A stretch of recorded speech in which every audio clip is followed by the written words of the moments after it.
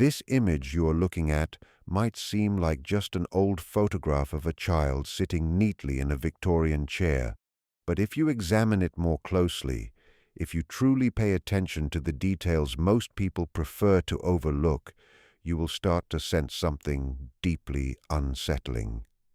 This child's eyes would never open again to the light of day. This is not a typical family photograph from the 19th century. It is one of the most mysterious post-mortem photographs ever recorded. And the story behind it stretches far beyond what any photography history book would dare to recount. In late 1887, in a Victorian mansion on the edge of Boston, a desperate mother cradled the lifeless body of her 8-year-old son. That winter had been especially harsh, and diphtheria had claimed dozens of children in the area. But for Helena Morrison, losing her only son was more than a personal tragedy.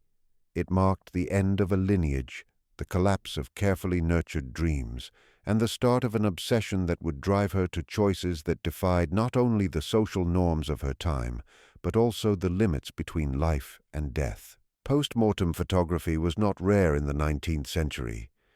In fact, it was seen as an almost sacred necessity for grieving families.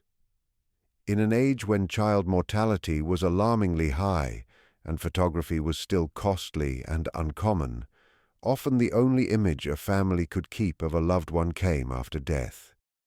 Photographers skilled in this macabre art developed advanced methods to give the impression of life.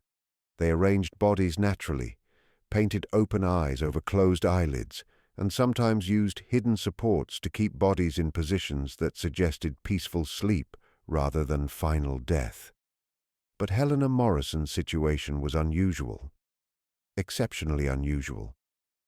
The photograph that resulted from her obsession would become one of the most enduring mysteries of Victorian photography, provoking decades of speculation, investigation, and silent fear among those bold enough to examine it closely. Helena Morrison was no ordinary woman. Widowed for 3 years, she had devoted herself entirely to raising her son, James.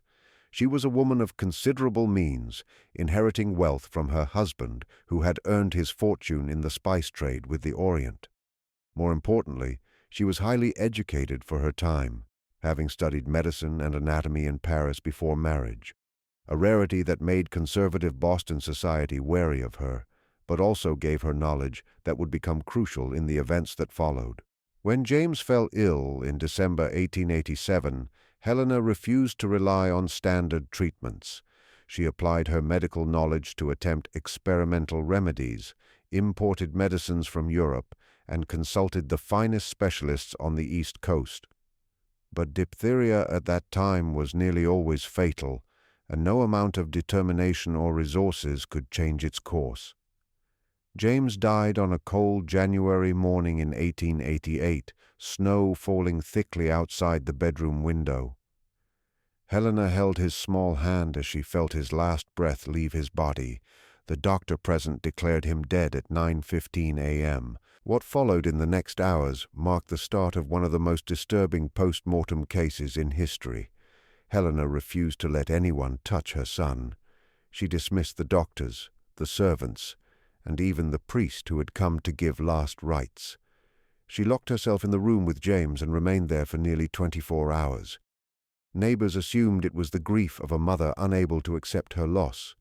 They had no idea what was truly unfolding behind that door. When Helena finally emerged, her eyes had changed. A cold, almost scientific determination had replaced maternal despair. She had made a choice that would alter everything. She would not settle for a simple post-mortem photograph. She wanted more, something that would defy death itself. Helena had studied anatomy and physiology in Paris, but had also encountered far more obscure practices.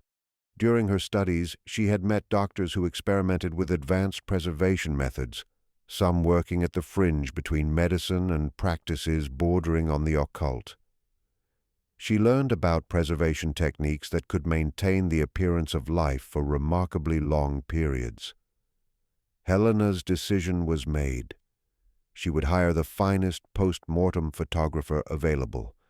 But first, she would use all her knowledge to preserve James in a way that would allow not just a photograph, but a work of art that would capture the essence of her son's life forever. The photographer she chose was Augustus Peyton, known across New England for his exceptional post-mortem portraits.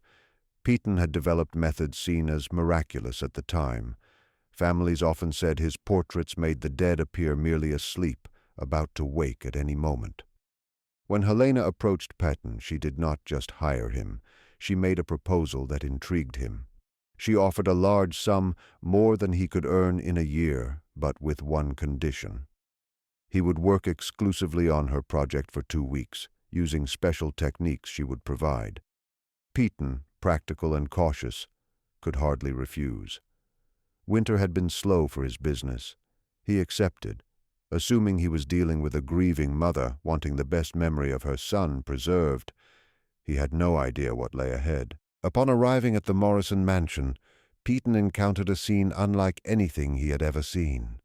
James's room resembled a laboratory more than a bedroom. Unfamiliar equipment, glass bottles with chemicals and medical instruments suggested procedures far beyond simple embalming. Helena explained that she had applied advanced preservation methods learned in Europe. These techniques, she said, would make James appear more alive than any conventional method could achieve, but photographing him would require precise instructions, followed exactly. James sat in an ornate chair, dressed in his finest suit, hands positioned carefully on the chair's arms. At first glance, Peyton recognized the preservation work as extraordinary. The child looked simply asleep, serene, with skin retaining almost natural color. It was one of the finest examples of preservation he had ever seen. But as he set up his camera, subtle details began to disturb him. Something in the eyes was off. Though closed, they hinted at something beyond death and other elements. The way light fell on his face, the hands' positions, the expressions, suggested the impossible. Helena supervised every detail of the photography with obsessive precision. She had calculated camera placement, lighting angles, and exposure time. Each part of the composition was planned scientifically, impressing Peyton, but also unsettling him. During the session, she kept meticulous notes on James's condition, room temperature, and other factors that seemed unrelated to a simple memorial photograph. Around the 3rd hour, Peyton began suspecting he was involved in something darker. Helena had him adjust James's posture multiple times, and each movement revealed responses that did not seem natural for a corpse. Subtle muscle reactions and skin responses hinted at something deeply unsettling. When Peyton questioned her, she vaguely cited combining traditional methods with her European knowledge. But a feverish intensity in her eyes suggested there was far more than she admitted. The session continued for 2 more hours, producing a series of technically perfect photographs. Each demonstrated Peyton's renowned skill. Yet there was an undeniable unease. Viewed through the lens, James did not look like a dead child posed for remembrance. He seemed alive, simply asleep. And more than that, there was a quality in the images, an almost tangible presence that Peyton could not explain. It seemed to go beyond the boundaries of ordinary photography. It was as though James was looking straight through the lens, forming a visual connection with anyone who viewed the image, even with his eyes closed. When the session finally ended, Peyton was eager to leave the Morrison mansion. There was something about the surroundings, Helena's intensity, and James's very presence that left him deeply uneasy. He agreed to develop the photographs in his studio and deliver them to Helena within a week, as previously arranged. Yet, the process of developing the photographs would turn out to be even more unsettling than the session itself. When Peyton began working with the photographic plates in the quiet darkness of his lab, he noticed that the images of James Morrison displayed qualities that defied his technical knowledge of photography. The first thing that struck him was the incredible sharpness of the images. Even using standard equipment and methods, James's photographs revealed a level of detail and clarity beyond anything Peyton had ever achieved. Every hair, every skin texture, every fold in clothing was captured with near supernatural precision, but it was more than mere technical excellence. There were elements in the images that should not have existed. Details appeared that Peyton did not recall seeing during the session. In the main photograph, which would later be called simply the boy, shadows and reflections suggested the presence of other entities in the room, entities that had not been visible at the time of capture. Even more disturbing, subtle changes seemed to have occurred in James's expression between the moment of photographing and the development of the plates. The calm expression Peyton remembered had shifted, showing nuances that implied consciousness, a consciousness impossible in a corpse. Peyton tried to reason through these observations, attributing them to the stress of the situation or the unusual nature of the photography session. But when he finished developing the photographs and saw the final set, he had to face the reality that he had captured something that surpassed the limits of traditional photography. The primary image, the one Helena had specifically requested, showed James sitting in the ornate chair, his hands resting naturally on the arms, suggesting dignity and composure. Yet, there was something in the image that caused a deep unease in anyone who looked at it for more than a few seconds. James's eyes, though closed, seemed to hold a type of perception that defied explanation. The placement of his hands, although carefully arranged, suggested not rigidity, but a natural ease that implied life. The lighting in the photograph gave the impression that James could open his eyes at any moment and look directly at the viewer. When Peyton delivered the finished photographs to Helena, she examined each one with obsessive focus. Her reaction confirmed his growing sense that something extraordinary had taken place. Helena did not display the usual emotional response of a grieving mother receiving images of her late son. Instead, she studied them with scientific precision, making notes in her notebook about specific details of each photo. When she examined the main image, the photograph that would become known as the boy, Helena smiled for the first time since Peyton had met her. It was not a smile of maternal pride or relief, but the smile of someone whose experiment had produced exactly the outcome she desired. Helena paid Peyton the agreed sum and dismissed him with explicit instructions never to speak of the photographic session to anyone.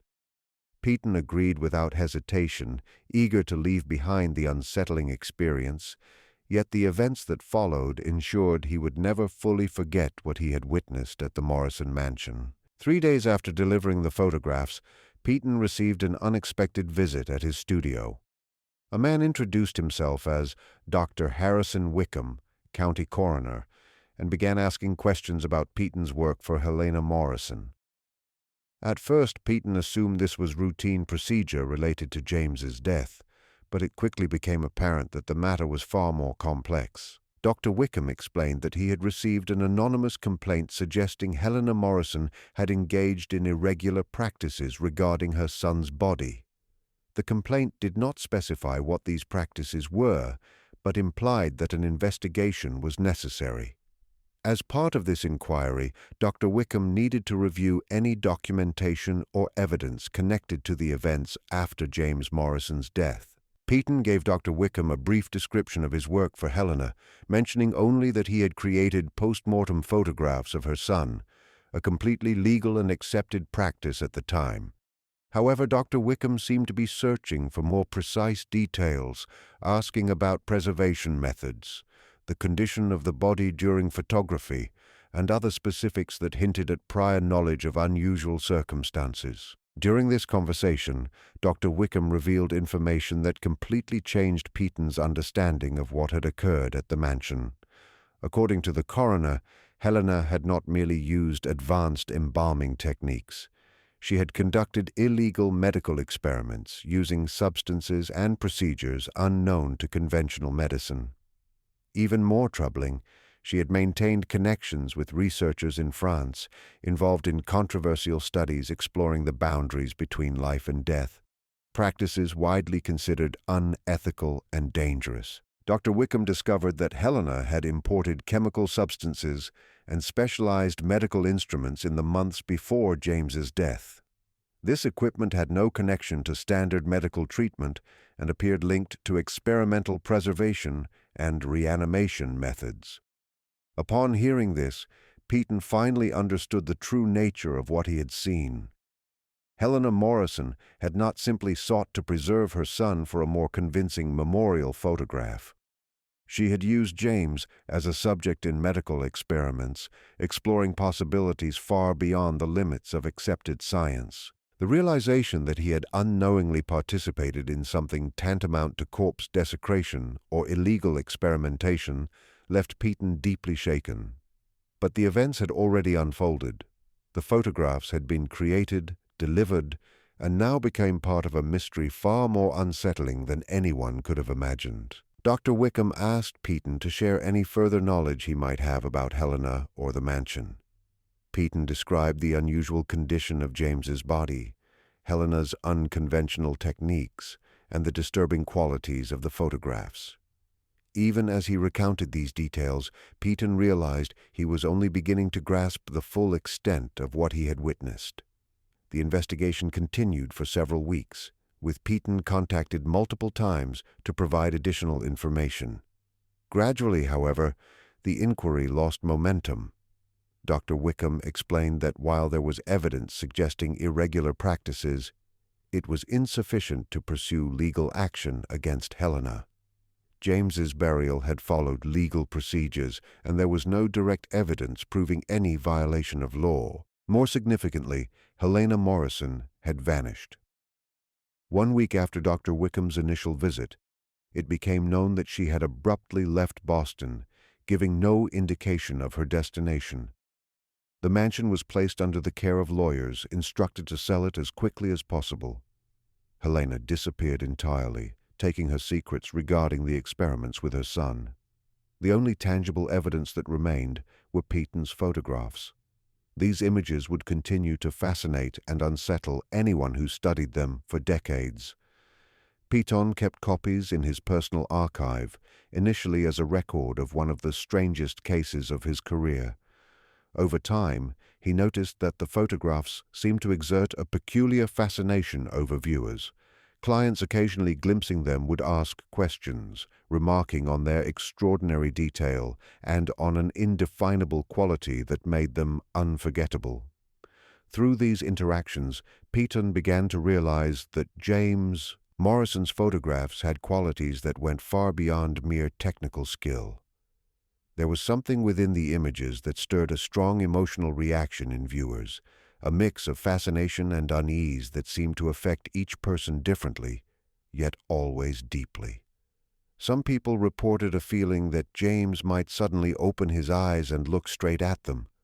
Others spoke of vivid dreams after seeing the photographs, dreams in which James seemed alive and aware.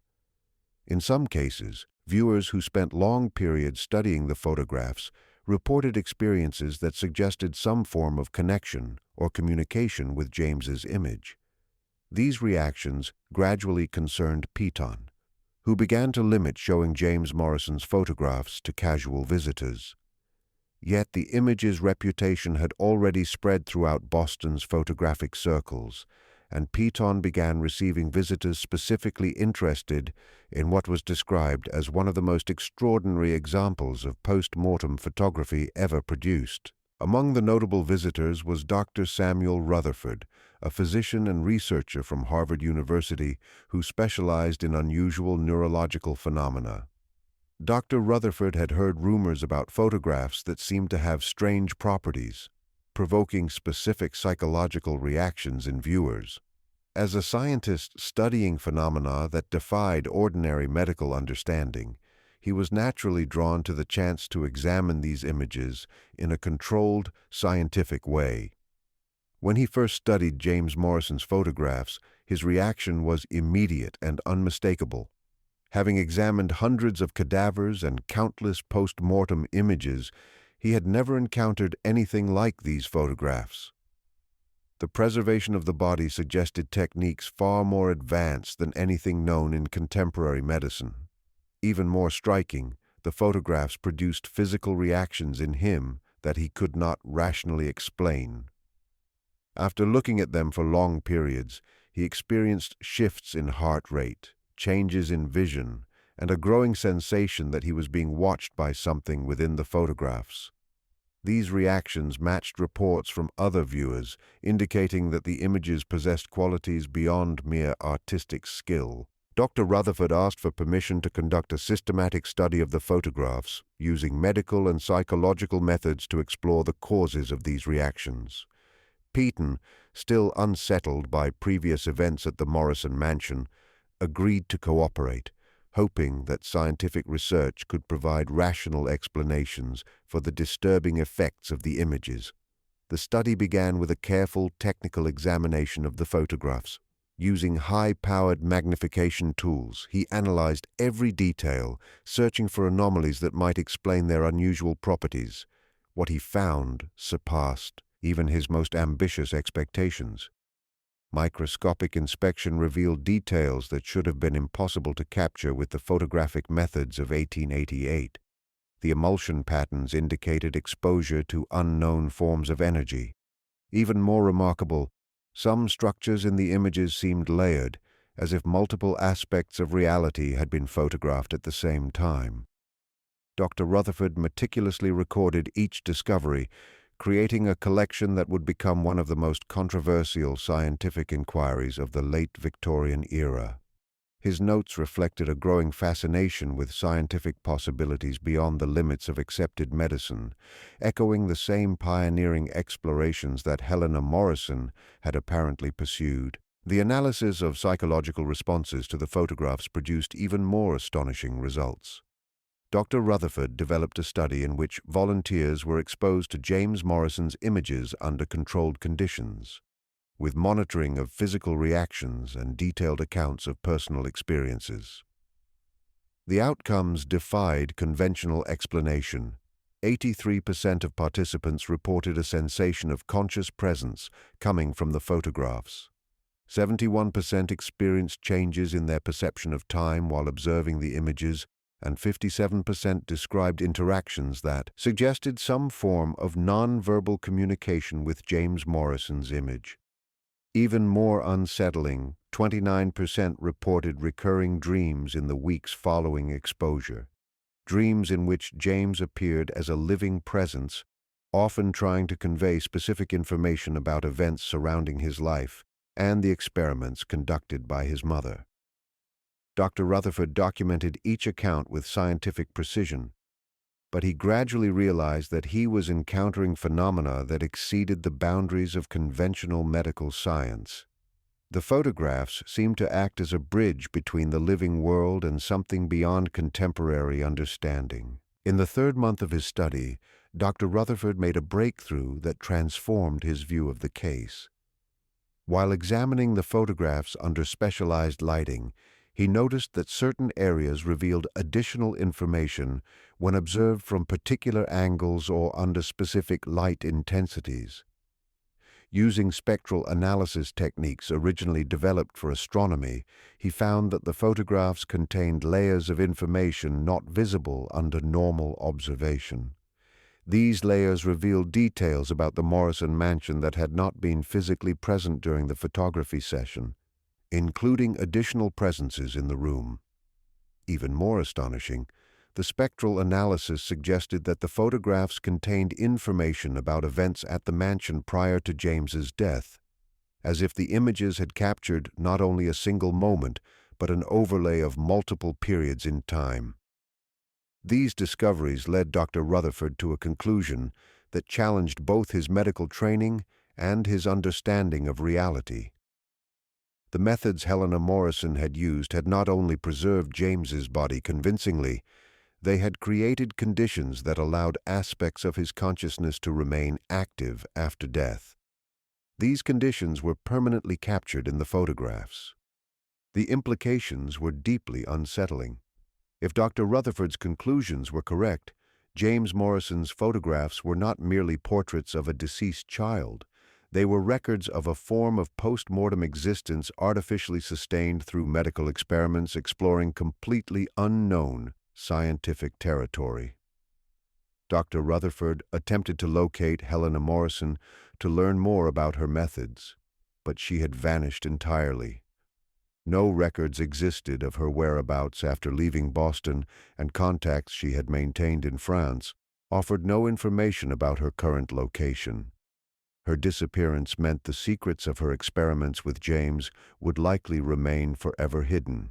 Yet the photographs endured as evidence that something extraordinary had occurred at the Morrison mansion, something that defied medical conventions of the time and challenged fundamental understanding of life, death, and consciousness. By the fourth month of his research, Dr. Rutherford began experiencing troubling personal effects. Prolonged exposure to the photographs was affecting his own mental stability. He reported increasingly vivid dreams in which James appeared as a conscious, communicative presence, conveying detailed information about his life before death, information Dr. Rutherford could not have known through ordinary means. These dreams began to feel more real than waking life, creating a growing sense that the boundary between reality and something beyond was fading. Recognizing the potential dangers, Dr. Rutherford decided to end his formal study of the photographs. However, the data collected over 4 months represented unprecedented scientific documentation of phenomena that defied rational explanation.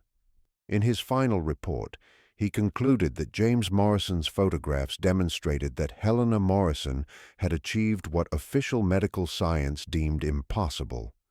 She had created conditions in which aspects of human consciousness could persist beyond physical death, and these conditions had been permanently captured in photographic form.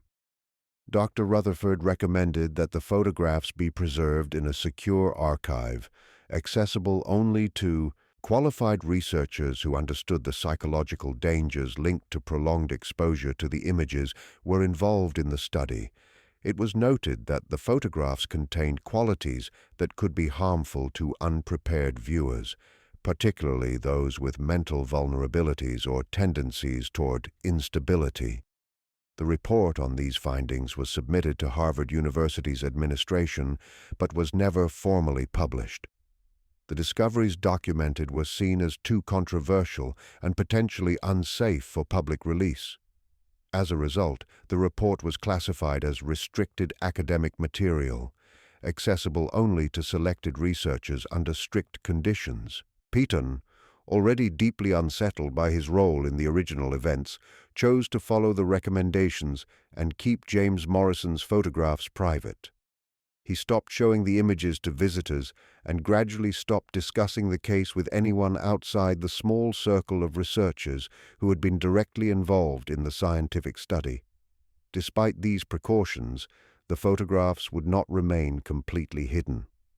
Over the next decades, rumors about the extraordinary post-mortem images created by Peaton began to spread among specialized groups of historical photography collectors and investigators of unexplained phenomena. In 1923, James Morrison's photographs were discovered by Dr. Victoria Ashford, a pioneering psychiatrist studying visual manifestations of psychological trauma.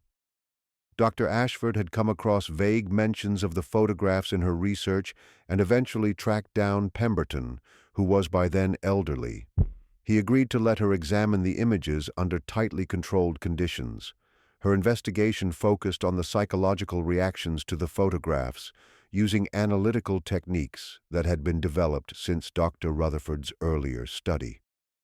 Her findings confirmed and extended previous conclusions, showing that James Morrison's photographs could stimulate specific regions of the brain associated with temporal perception and recognition of consciousness. Dr. Ashford documented that people who viewed the photographs often experienced neurological changes lasting long after exposure. These changes included shifts in brainwave activity, alterations in sensory perception, and activation of brain areas linked to spiritual or transcendental experiences. More notably, she found that reactions to the images were cumulative. individuals exposed to the photographs multiple times developed stronger neurological connections with the content, eventually reporting experiences that suggested direct communication with James Morrison. Her work led to conclusions that echoed Dr. Rutherford's observations from 30 years earlier. The photographs were not merely static images of a deceased child.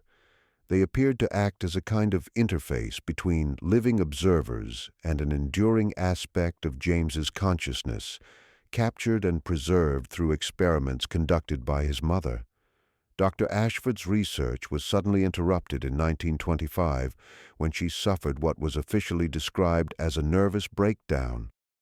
Colleagues reported that she had become obsessed with the photographs, spending hours examining the images and recording notes about messages she believed James was conveying directly. In the period leading up to her breakdown, Dr. Ashford claimed that James was attempting to communicate information about Helena Morrison's current whereabouts and further experiments she had conducted after leaving Boston.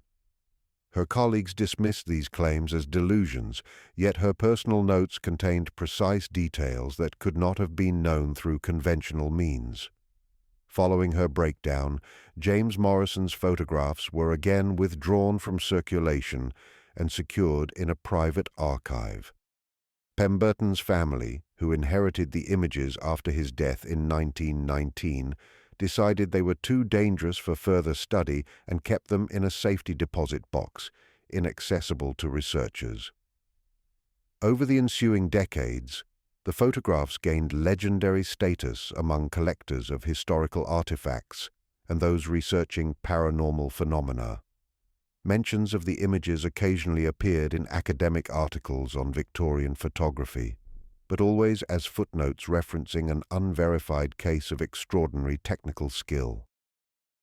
The full scope of the photograph's unusual properties remained known only to a very limited group of researchers who had first-hand access. Even among these scholars, there was caution in discussing the findings due to the controversial and potentially hazardous nature of the material. In 1967, James Morrison's photographs were rediscovered by Dr. Robert Chen, a neuroscientist at Columbia University investigating visual connections between consciousness and perception. Dr. Chen found references to the photographs in historical archives and obtained permission from the Peaton family to examine the images using modern neurological techniques.